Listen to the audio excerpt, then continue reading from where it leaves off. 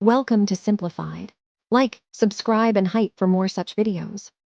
Hello all dear aspirants, कैसे हैं आप सब लोग। आई होप आपकी तैयारी अच्छी चल रही होगी। So today we are here general science questions that I have selected from all previous year question papers and some of the important questions from all the topics of general science. So let's get started. The very first question is, wave nature of light is proved by photoelectric effect, Campton effect, diffraction, or pair production. So the correct answer is diffraction. ठीक है, the correct answer is diffraction. Because देखो क्या होता है कि जो light का wave nature है वो सबसे क्लियरली डिफ्रैक्शन से ही प्रूव होता है। जब लाइट किसी छोटे गैप या एज से मुड़ जाती है, किसी साइड से मुड़ी है, तो ये तभी हो सकता है जब वो वेव हो। ठीक है, now second question, a body weighs the same on earth and Mars means, अगर किसी बॉडी का वेट अर्थ और मार्स में सेम है, इसका मतलब क्या है? Body mass changed, weight become zero, value of G same on both, और body went to free fall. The question is कि दोनों में ग्रेविटी सेम होगी। ठीक है, क्योंकि वेट आपका क्या है, W equal to M G है। ठीक है, हमने प्रीवियस चैप्टर में पढ़ा था, ग्रेविटेशन चैप्टर में, that weight is equal to mass into gravity. ठीक है, तो मास तो सेम रहता है, इसलिए अगर वेट दोनों प्लैनेट्स पे सेम है, इसका मतलब है कि दोनों जगह ग्रेविटेशनल एक्सेलरेशन का वैल्यू इक्वल है। Second, next question, the adiabatic expansion which remains constant. तो एडियाबैटिक प्रोसेस में क्या होता है, जो सिस्टम ना हीट लेता है और ना देता है, ठीक है, उसे हम बोलते हैं एडियाबैटिक प्रोसेस।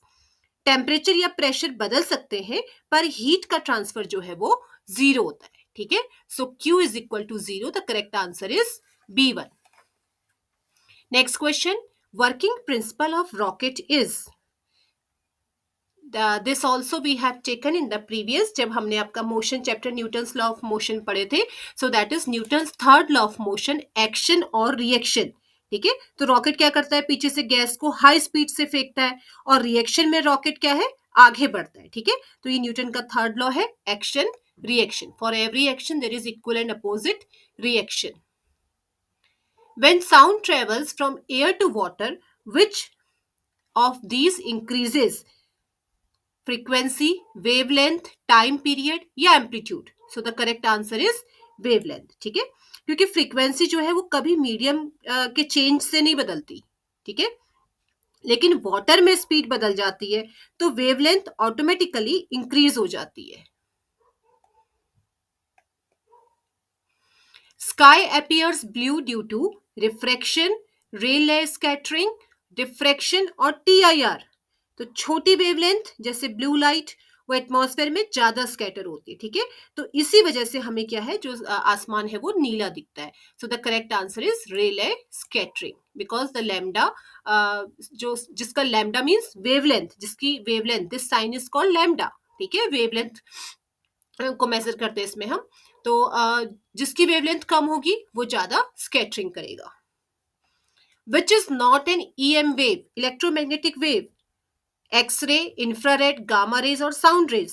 तो इसमें sound rays, because sound rays क्या है, मैकेनिकल वेव है, इसको ट्रेवल करने के लिए मीडियम चाहिए। ठीक है, EM वेव्स वैक्यूम में भी ट्रेवल कर लेती है। देखो बाकी सबके लिए आपको मीडियम नहीं चाहिए, बट साउंड जो वेव्स है, these are mechanical waves. Next question, eddy current loss in transformer is reduced by thick iron plates, laminated core, copper rings या aluminium core? The correct answer is laminated core. ठीक है, transformers में eddy current क्या, जो unwanted heat बनाती है। जब core को पतली पतली लेमिनेशन में अगर बनाया जाए, तो क्या होता है, करंट का लूप जो है वो टूट जाता है और इससे हीट लॉस कम हो जाता है, तो इसलिए laminated core is the correct answer. Solar cookers use which mirror?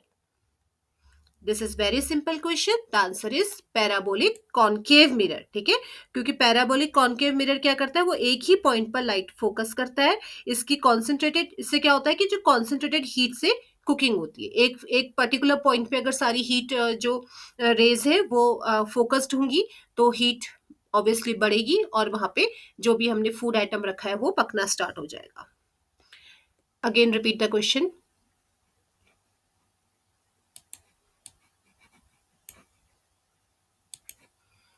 Now next question, highest electronegativity,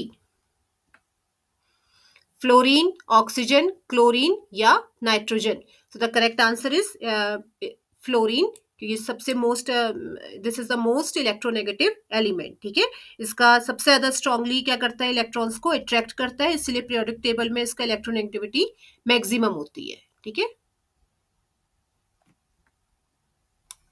atomic number of fluorine is, that is 9, ठीक है।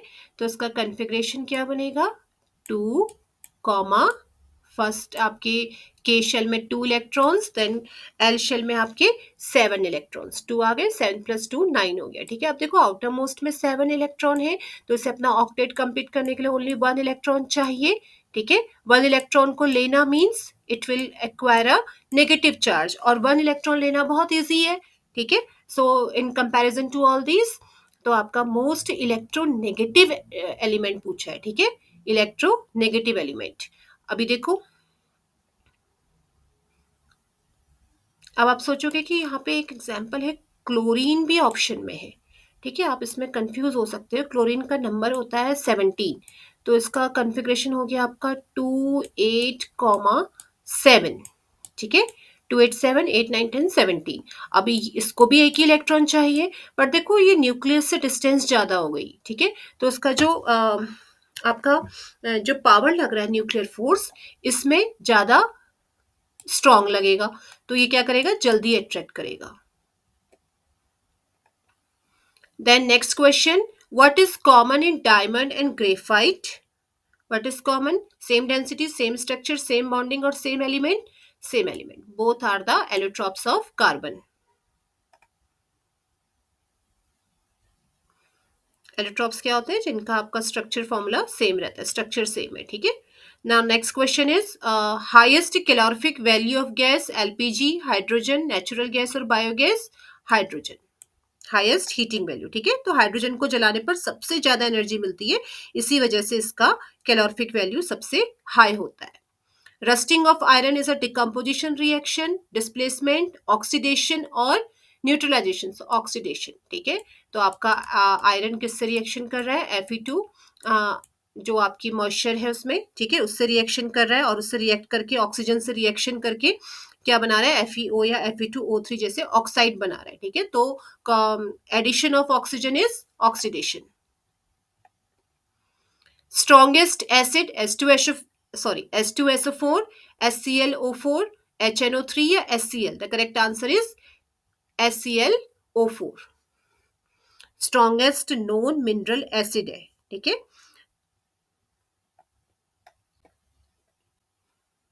और स्ट्रॉन्गेस्ट क्यों है, क्योंकि कंप्लीटली आयोनाइज हो जाता है, इसीलिए स्ट्रॉन्गेस्ट है। Carbon dating uses C12, C13, C14 या C16? तो C14 बहुत जगह ये सुनने में भी आता है, ठीक है। C14 carbon dating, C14 process भी बोलते हैं, ठीक है। तो C14 जो कार्बन 14 है, वो क्या है, टाइम के साथ साथ रेडियो एक्टिव डिके करता है, ठीक है। इसकी अमाउंट देखकर इसकी पुरानी जो कोई भी पुरानी चीज है, कोई पुरानी वस्तु है, उसकी एज का पता लगा सकते हैं। Next question, highest surface tension, water, alcohol, mercury और ग्लिसरीन? तो आपका हाईएस्ट सरफेस टेंशन किस में होता है, मर्क्यूरी में, ठीक है। मर्क्यूरी में क्या है, जो मेटेलिक बॉन्डिंग है वो बहुत स्ट्रांग होती है, इसलिए इसका सरफेस टेंशन वाटर और इसकी मतलब कोई भी लिक्विड से ज्यादा होता है। So mercury has the highest surface tension. Which is not a greenhouse gas? Very simplest question is this. CH4, CO2, N2O और N2? तो इसमें से कौन सी ग्रीन हाउस गैस नहीं है, नाइट्रोजन। ये एक इनर्ट गैस है, ठीक है, इनर्ट गैस कॉम्बिनेशन है। ये क्या है, इंफ्रारेड रेडिएशन को एब्जॉर्ब नहीं करती है, इसलिए ग्रीन हाउस इफेक्ट में इसका कोई रोल नहीं होता। ग्रीन हाउस इफेक्ट क्या है, जो इंफ्रारेड रेज है, हीट रेज है सन की, उनको ट्रैप करते हैं, ठीक है, उनको जो एब्जॉर्ब कर लेते हैं वो गैसेस, उनको हम बोलते हैं ग्रीन हाउस गैस, ठीक है। अभी ग्रीन हाउस इफेक्ट की वजह से आपका क्या होता है, ग्लोबल वार्मिंग हो रहा है, क्योंकि हमारी जो अर्थ का मैकेनिज्म है उसमें ऑलरेडी आपकी इन गैसेस का एक कंट्रोल्ड चेन था, जिससे क्या है कि एक प्रॉपर अमाउंट की हीट जो है, इंफ्रारेड रेज है, वो अर्थ के एटमॉस्फेयर में एंटर तो करती है, ठीक है। तो ये गैसेस क्या करती है, कुछ अमाउंट को ट्रैप करती है और बाकी को रिवर्ट बैक कर देती है। लेकिन अभी क्या हो गया, अभी जब तक नेचर का बैलेंस था तब तक तो ओके था, लेकिन अभी क्या हुआ कि जो ह्यूमन एक्टिविटीज है पॉल्यूशन की वजह से और क्लोरोफ्लोरोकार्बन का ज्यादा उत्सर्जन हो रहा है, तो उन सब की वजह से क्या हुआ कि ग्रीन हाउस गैसेस बढ़ गई। अब मतलब एब्जॉर्ब करने वाली गैसेस ज्यादा हो गई। अब एब्जॉर्ब करने वाली जो गैसेस है वो ज्यादा है, दैट मीन्स हीट ज्यादा ट्रैप हो जाएगी, और ज्यादा हीट ट्रैप हो गई दैट मीन्स जो अर्थ का टेम्परेचर है इट इज ग्रेजुअली इंक्रीजिंग। तो इसी increase of earth temperature it is called global warming. ठीक है। Next question, suicidal bag of cell. बहुत सिंपल है बट कभी कभी कंफ्यूजन हो जाता है। लाइसोसोम, राइबोसोम, माइटोकॉन्ड्रिया और Golgi bodies. The correct answer is lysosome. ठीक है। ये क्या है, मतलब लाइसोसोम में पावरफुल डाइजेस्टिव एंजाइम होते हैं। जब सेल डैमेज होता है तो क्या होता है कि ये एंजाइम सेल को ही तोड़ देते हैं, मतलब अपनी सेल को खत्म कर देते हैं, इसलिए इनको सुसाइडल बैग कहते हैं। Now, next question. Night blindness occurs due to deficiency of vitamin B1, vitamin A, vitamin C और vitamin K. The correct answer is vitamin A. तो विटामिन ए क्या है, वो रेटिना में रोडोस्पिन बनाने के लिए मतलब जरूरी है। ठीक है। तो इसकी कमी से क्या है, रात में देखने की कैपेसिटी कम हो जाती है। सो नाइट ब्लाइंडनेस हम इसी को बोलते हैं। Next question,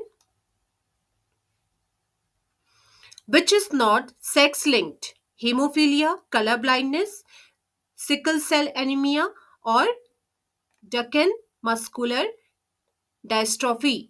So the correct answer is sickle cell anemia. Sorry, sickle cell anemia. अब ये क्या है, देखो ये एक टाइप का क्या है, ऑटोसोमल रिसेसिव डिजीज है। ठीक है।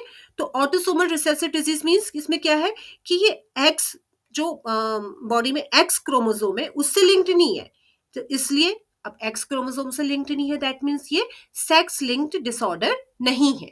ठीक है। Next question, blood sugar controlled by thyroxine, insulin, adrenaline और oestrogen. So the correct answer is blood sugar को किससे कंट्रोल कर सकते हैं हम, इंसुलिन। ठीक है। इंसुलिन क्या करता है, ब्लड में ग्लूकोज जो ग्लूकोज को सेल्स में भेजने का काम करता है। ठीक है। तो उससे क्या है, जिससे शुगर लेवल हमारा कंट्रोल हो जाता है। Functional unit of kidney, nephron, neuron, alveolus या फिर सर्कोमेरे। ठीक है।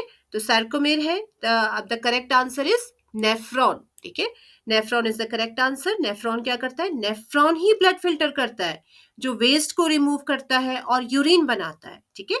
इसलिए इसको किडनी का फंक्शनल यूनिट कहते हैं। Balance and posture controlled by cerebrum, cerebellum, medulla और pons. The correct answer is cerebellum. ठीक है। ये क्या करता है, आपकी हमारी बॉडी में मसल्स के कोऑर्डिनेशन और बॉडी के बैलेंस को मेंटेन करता है। ठीक है। अगर ये डैमेज हो जाए तो क्या होगा, जो बॉडी है वो अनस्टेबल हो जाएगी। CAM photosynthesis in. So the correct answer is wheat, rice, cactus is sugarcane. The correct answer is cactus. ठीक है। तो क्या है, सीएम क्या करता है, रात को स्टोमेटा को खोलकर CO2 लेते हैं। ठीक है। जो स्टोमाटा क्या होते हैं, जो लीव्स में स्मॉल पोर्स होते हैं, तो ये क्या करते हैं, सीएम प्लांट्स क्या है, ये जो सीएम प्लांट्स होते हैं वो रात को स्टोमेटा को खोलकर CO2 लेते हैं ताकि दिन में पानी की कमी ना हो। तो ये डेजर्ट्स प्लांट्स का स्पेशल एडेप्टेशन है। ठीक है। और आपने देखा होगा कि जो डेजर्ट प्लांट्स होते हैं उनकी लीव्स भी नहीं होती है, वो थॉर्नी लीव्स होती है। वो इसलिए होती है क्योंकि आपका ट्रांसपिरेशन कम हो। ट्रांसपिरेशन क्या है, जो लीव्स से वाटर वेपर रिलीज होते हैं एटमॉस्फेयर में, तो ट्रांसपिरेशन इस एक तरह से प्लांट में से वाटर लॉस हो रहा है। तो कैक्टस में क्या होता है, जो लीव्स होती है वो भी स्पाइनी होती है, थॉर्नी लीव्स होती हैं, जिससे कि ट्रांसपिरेशन का रेट मिनिमाइज हो सके। Next question is universal recipient blood group. वैसे बहुत ईजी है but sometime it gets confusing. The correct answer is AB positive. ठीक है। क्योंकि AB पॉजिटिव ग्रुप में क्या है, कोई भी एंटीबॉडी नहीं होती है, इसलिए क्या है, किसी को भी मतलब किसी भी ब्लड ग्रुप से सेफली ब्लड रिसीव कर सकता है। ठीक है। It has no antibodies. So universal recipient किसी से भी जो है ब्लड को रिसीव कर सकता है। So these were the 25 questions MCQ for today. In the next video, I'll come with again more 25 questions, and I'll try to make some statement type of questions in the next video. Thank you. Hope you are doing well. Bye bye.